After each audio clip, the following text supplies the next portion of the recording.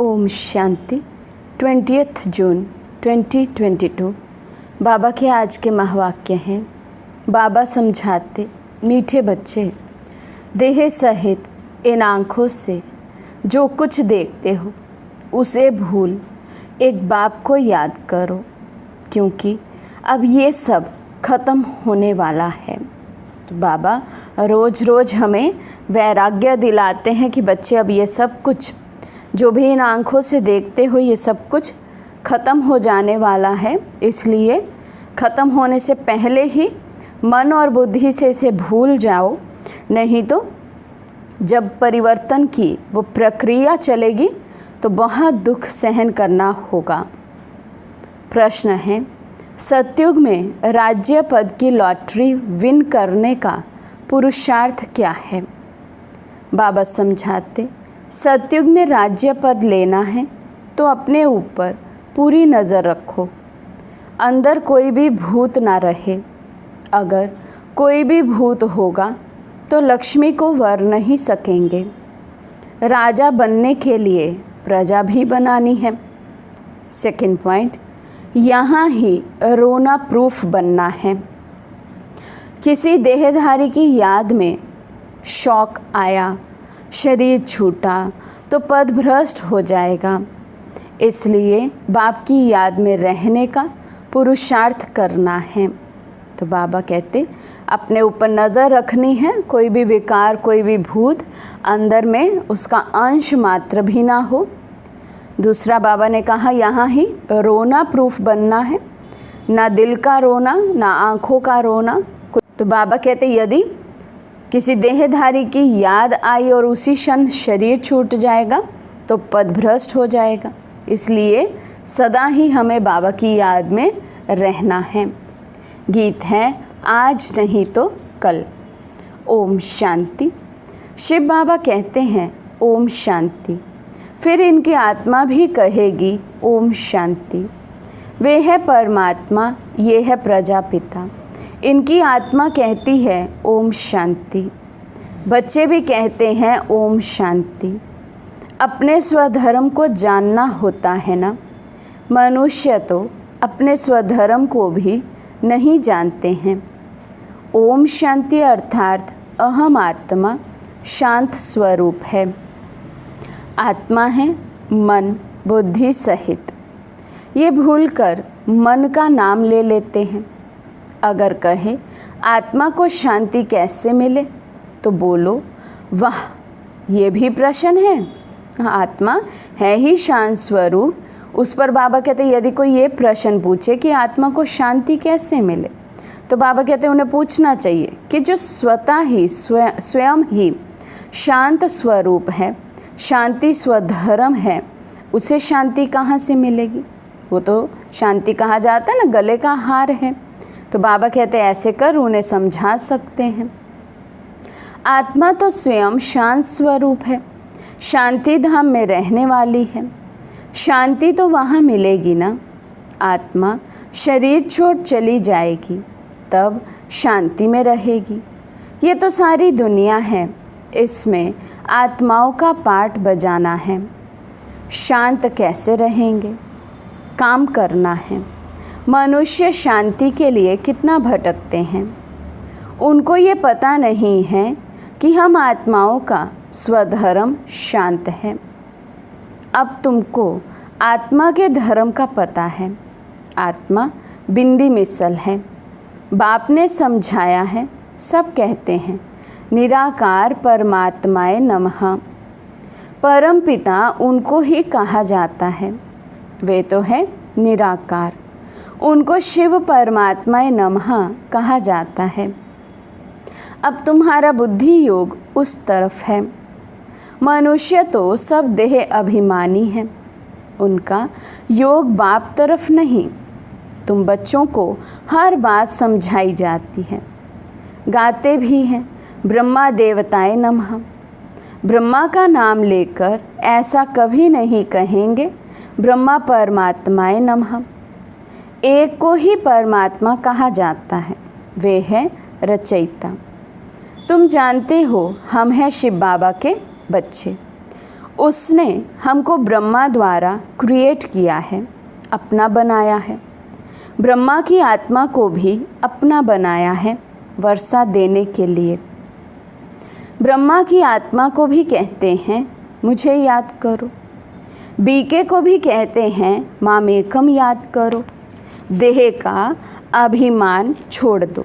बाबा का एक ही डायरेक्शन है हम बच्चों के लिए कि हमें ये देह का अभिमान छोड़ना है, स्वयं को आत्मा समझना है, देही अभिमानी बनना है। ये ज्ञान की बातें हैं। 84 जन्म लेते लेते अब ये शरीर जड़जड़ीभूत हो गया है, बीमार रोगी हो गया है। तुम बच्चे कितने निरोगी थे।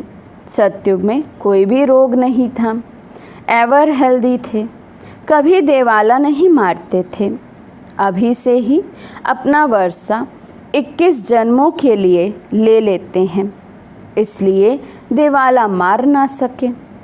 यहाँ तो देवाला मारते ही रहते हैं। तो यही हमारा समय है कमाई का, ये संगम युग। बाबा कहते यहाँ ही जमा करते हैं और 21 जन्मों के लिए फिर वो प्रारब्ध रूप में हमें मिलता रहता है। तो बाबा कहते अभी से ही अपना वर्षा 21 जन्मों के लिए ले लेते हैं, इसलिए देवाला मार ना सके। यहाँ तो देवाला मारते ही रहते हैं। बच्चों को समझाया, गाते भी हैं परम पिता परमात्मा शिवाय नमः। ब्रह्मा को परमात्मा नहीं कहेंगे, उनको प्रजापिता कहा जाता है। देवताएं सूक्ष्म वतन में हैं। ये कोई को पता नहीं है कि ये प्रजापिता ही फिर जाकर फरिश्ता बनते हैं, सूक्ष्म वतनवासी बनता है, अर्थात सूक्ष्म देहधारी। अब बच्चों को बाप ने समझाया है मामेकम याद करो। तुम भी निराकार हो, हम भी निराकार हैं। तो बाबा कहते अपने को निराकार आत्मा समझ, निराकार परमात्मा शिव बाबा को याद करना है। इसलिए बाबा डायरेक्शन देते हैं मामेकम याद करो। मामेकम याद करना है और जो भी देहधारी हैं उनसे बुद्धि योग हटाना है। देह सहित इन आँखों से जो कुछ देखते हो सब खत्म होने वाला है। फिर तुमको जाना है सुख धाम वाया शांति धाम। उस सुख धाम अथवा कृष्णपुरी की ही तुमको चाहना रहती है। तो बाप कहते हैं शांति धाम सुख धाम को याद करो। भल सतयुग में भी पवित्रता सुख शांति रहती है, परंतु उनको शांति धाम नहीं कहेंगे। कर्म तो सबको करना है। शांति धाम अर्थात परम धाम, जहाँ आत्मा देह रहित है। अब देह के बिना है तो वहाँ कोई कर्म नहीं, यहाँ तक कि संकल्प भी नहीं चल रहा है, तो संकल्प रूपी कर्म भी नहीं है। लेकिन बाबा कहते सतयुग में भले सुख है, शांति है, लेकिन उसको शांति धाम नहीं कह सकते हैं, क्योंकि आत्मा शरीर में है और शरीर में होने कारण आत्मा को कर्म तो करना ही है, राजाई करनी है। सतयुग में भी कर्म करते हैं, परंतु वे विकर्म नहीं बनता, क्योंकि वहाँ माया ही नहीं। ये तो सहज समझने की बात है। ब्रह्मा का दिन है, दिन में धक्का नहीं खाया जाता, रात अंधेरे में धक्के खाए जाते हैं। तो आधा कल्प भक्ति ब्रह्मा की रात, आधा कल्प ब्रह्मा का दिन। बाबा ने बताया एक स्थान पर 6 मास दिन 6 मास रात होती है, परंतु वे बात कोई शास्त्रों में नहीं गाई जाती। ये ब्रह्मा का दिन ब्रह्मा की रात शास्त्रों में गाई हुई है। अब विष्णु की रात क्यों नहीं कहते? वहाँ उनको ये ज्ञान ही नहीं। ब्राह्मणों को मालूम है ब्रह्मा और ब्रह्मा कुमार कुमारियों के लिए ये बेहद का दिन और रात है। शिव बाबा का दिन और रात नहीं कहेंगे। बच्चे जानते हैं हमारा आधा कल्प दिन फिर आधा कल्प रात है। बाबा तो इस पूरे चक्र में तो नहीं आते हैं, बाबा तो लास्ट में आते हैं, जन्म मरण में नहीं आए, तो चढ़ती कला उतरती कला बाबा की तो होती नहीं। तो इसलिए केवल ब्रह्मा और हम मनुष्य आत्माओं की चढ़ती कला उतरती कला होती है। इसलिए शिव बाबा की रात और शिव बाबा का दिन नहीं कहा जा सकता, ब्रह्मा की रात और ब्रह्मा का दिन है। बाबा कहते खेल भी ऐसा है, प्रवृत्ति मार्ग वालों को सन्यासी नहीं जानते, वे तो निवृत्ति मार्ग वाले हैं। वे स्वर्ग और नर्क की बात नहीं जानते, वे तो कहते स्वर्ग कहाँ से आया, क्योंकि शास्त्रों में सत्युग को भी नर्क बना दिया है। अब बाप बहुत मीठी मीठी बातें सुनाते हैं। कहते हैं बच्चे, मैं निराकार ज्ञान का सागर हूँ, मेरा पाठ ज्ञान देने का इस समय इमर्ज होता है। बाप अपना परिचय देते हैं। भक्ति मार्ग में मेरा ज्ञान इमर्ज नहीं होता है, उस समय सारा रस्म रिवाज भक्ति मार्ग का चलता है। ड्रामा अनुसार जो भगत जिस भावना से पूजा करते हैं उनको साक्षात्कार कराने मैं निमित्त बना हुआ हूँ। उस समय मेरी आत्मा में ज्ञान का पाठ इमर्ज नहीं है, वे अभी इमर्ज हुआ है। जैसे तुम्हारा 84 जन्मों का रील भरा हुआ है, मेरा भी जो पाठ ड्रामा में जब नोंधा हुआ है वे उसी समय बजता है, इसमें संशय की बात नहीं। अगर मेरे में ज्ञान इमर्ज होता तो भक्ति मार्ग में भी किसी को सुनाता। लक्ष्मी नारायण को वहाँ ये ज्ञान है ही नहीं, ड्रामा में नोंद ही नहीं। मनुष्य मात्र को अगर कोई कहते कि हमको फलाना गुरु सद्गति देते हैं, परंतु गुरु लोग सद्गति कैसे देंगे, उनका भी तो पाठ है। और कोई कहते हैं बरोबर दुनिया रिपीट होती रहती है, ये चक्र फिरता रहता है। उन्होंने फिर चरखा रख दिया है, सृष्टि का चक्र है। वंडर देखो, चरखा फिरने से पेट पूजा होती है। यहाँ इस सृष्टि चक्र को जानने से 21 जन्मों के लिए तुमको प्रारब्ध मिलती है। बाबा यथार्थ रीति अर्थ बैठ सुनाते हैं, बाकी सब अयथार्थ सुनाते हैं। तुम्हारी बुद्धि का ताला खुला हुआ है, ऊंचे ते ऊंच है भगवान, फिर ब्रह्मा विष्णु शंकर है सूक्ष्म वतनवासी, फिर स्थूल वतन में पहले लक्ष्मी नारायण, फिर जगदम्बा जगत पिता है। वे संगम के हैं, है तो मनुष्य ही, भुजाएं आदि कुछ भी है नहीं। ब्रह्मा को भी 2 भुजा है, भक्ति मार्ग के चित्रों में कितनी भुजाएं दे दी हैं। अगर किसी को 8 भुजा हो तो 8 टांगे भी होनी चाहिए, ऐसे तो होता नहीं। रावण को 10 शीश दिखाते हैं तो टांगे भी 20 देनी चाहिए। ये सब है गुड़ियों का खेल, कुछ भी समझते नहीं। रामायण जब सुनाते हैं तो बहुत रोते हैं।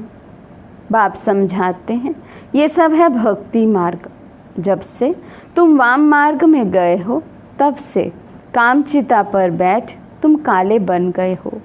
अब एक जन्म में ज्ञान चिता का हथियाला बांधने से 21 जन्म के लिए वर्षा मिलता है। वहाँ आत्म अभिमानी रहते हैं, एक पुराना शरीर छोड़ दूसरा नया ले लेते हैं। रोने आदि की बात नहीं रहती। यहाँ बच्चा पैदा होगा तो बधाई देंगे, धूमधाम से मनाएंगे। कल बच्चा मर गया तो या हुसैन मचा देंगे। दुख धाम है ना, जानते हो भारत पर ही सारा खेल है। भारत अविनाशी खंड है, उनमें ही सुख दुख नर्क स्वर्ग का वर्षा होता है। हेवनली गॉडफादर ने ही ज़रूर हेवन स्थापन किया होगा।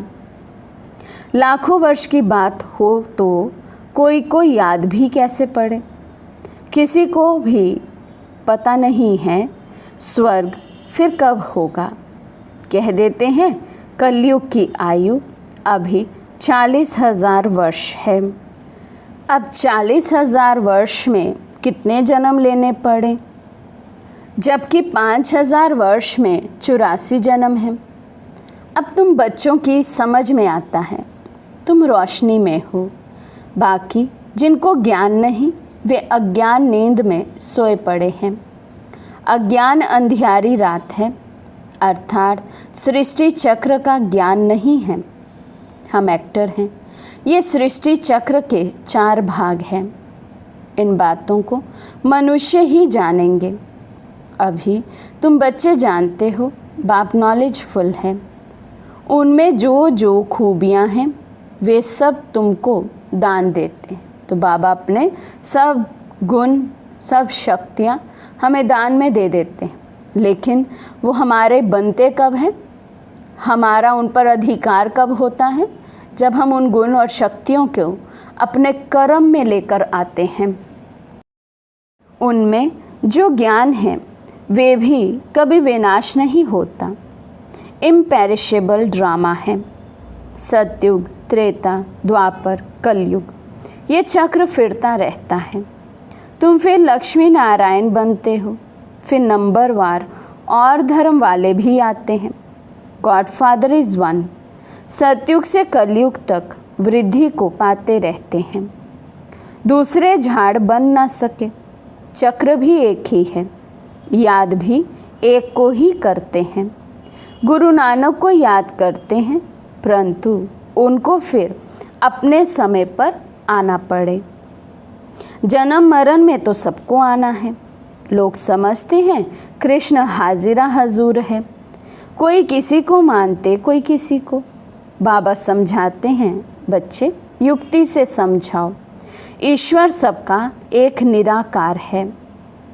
गीता में है भगवान उवाच, तो गीता है सबकी माँ बाप, क्योंकि उनसे ही सबको सद्गति मिलती है। बाप सबका दुख हरता सुख करता है। भारत सबका तीर्थ स्थान है।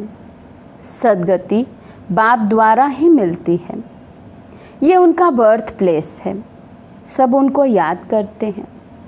फादर ही आकर सबको रावण के राज्य से छुड़ाते हैं। अभी ये रौरव नर्क है। अब बाप कहते हैं, हे देहधारी आत्माएं, अब वापस चलना है। सिर्फ मुझे याद करो। कभी भी देहधारी में लटके तो रोना पड़ेगा। मोह में कहीं फंस जाएंगे तो बाबा कहते फिर रोना पड़ेगा। एक को याद करना है, वहाँ आना है। तुम्हारा रोना 21 जन्मों के लिए बंद हो जाता है। कोई मरे और तुम रोने लग पड़ेंगे, फिर रोना प्रूफ तो बनेंगे नहीं। किसी की याद में शौक आ गया और मर जाए तो दुर्गति हो जाए। तुमको याद तो शिव बाबा को करना है ना। हार्ट फेल भी हो जाते हैं। तुमको तो उठते बैठते एक बाप को याद करना है।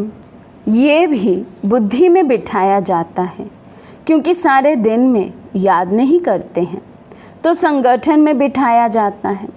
सबका इकट्ठा फोर्स होता है। अगर और किसी की याद बुद्धि में रहेगी तो फिर जन्म लेना पड़ेगा। कुछ भी हो जाए, स्थैर्य रहना है। देह का भान ना रहे। जितना बाप को याद करते हो वे याद रिकॉर्ड में नोंद जाती है। तुमको खुशी भी बहुत होती। हम जल्दी चले जाएंगे, जाकर तख्त पर बैठेंगे।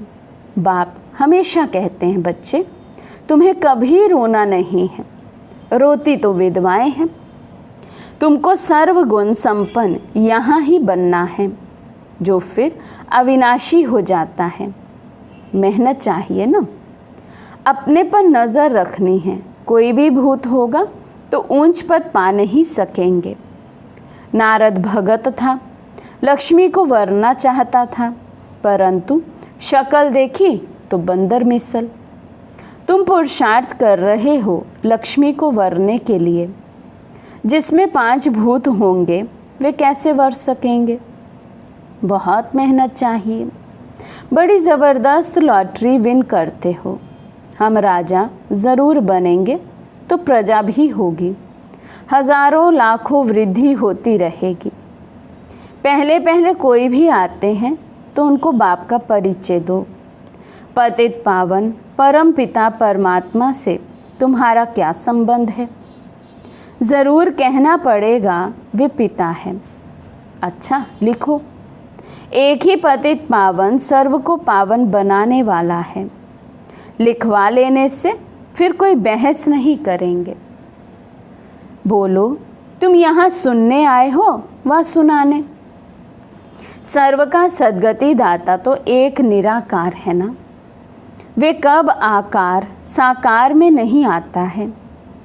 अच्छा, फिर प्रजापिता से क्या संबंध है? वे है साकारी, वे है निराकारी बाबा। हम एक बाप को याद करते हैं। हमारा एम ऑब्जेक्ट ये है, इनसे हम राजाई पाएंगे। अच्छा, मीठे मीठे सिकी लदे बच्चों प्रति माता पिता बाप दादा का याद प्यार और गुड मॉर्निंग। रूहानी बाप की रूहानी बच्चों को नमस्ते। हम रूहानी बच्चों की रूहानी बाप दादा को दिल व जान सिक व प्रेम से नमस्ते नमस्ते नमस्ते जी। धारणा के लिए मुख्य सार। फर्स्ट पॉइंट, किसी भी देहधारी में अपनी बुद्धि नहीं लटकानी है। याद का रिकॉर्ड ठीक रखना है। कभी भी रोना नहीं है। सेकेंड पॉइंट, अपने शांति स्वधर्म में स्थित रहना है। शांति के लिए भटकना नहीं है। सबको इस भटकने से छुड़ाना है। शांति धाम और सुख धाम को याद करना है।